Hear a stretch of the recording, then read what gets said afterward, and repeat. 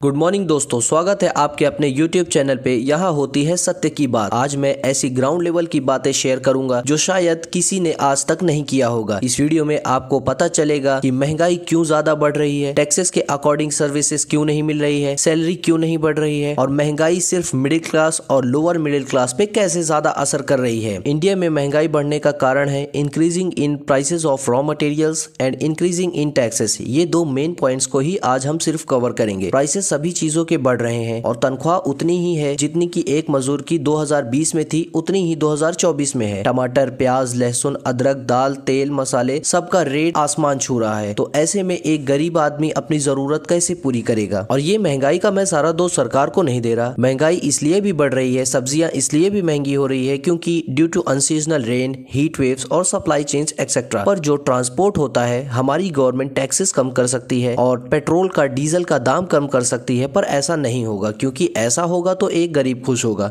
और ना कि अडानी या अंबानी। टैक्स के अकॉर्डिंग सर्विसेज क्यों नहीं मिल रही है। दोस्तों, एक क्लीन टैक्स पेयर अपने गवर्नमेंट से क्या चाहेगा? Proper health care facility, education और फैसिलिटीज। गवर्नमेंट के स्कूल और हॉस्पिटल्स की हालात हम सभी ने देखी है, लेकिन क्या आप चाहेंगे कि आपका बच्चा गवर्नमेंट स्कूल में पढ़े या आपका ट्रीटमेंट गवर्नमेंट हॉस्पिटल में हो? बिल्कुल नहीं। और रोड की हालात इतनी खराब रहती है कि बनने के एक ही साल बाद उसमें गड्ढे होना शुरू हो जाते हैं और उस गड्ढे से एक्सीडेंट हुआ तो केस आप पर ही होगा रैश ड्राइविंग का। रोड पर धूल और पोल्यूशन के अलावा कुछ भी नहीं है।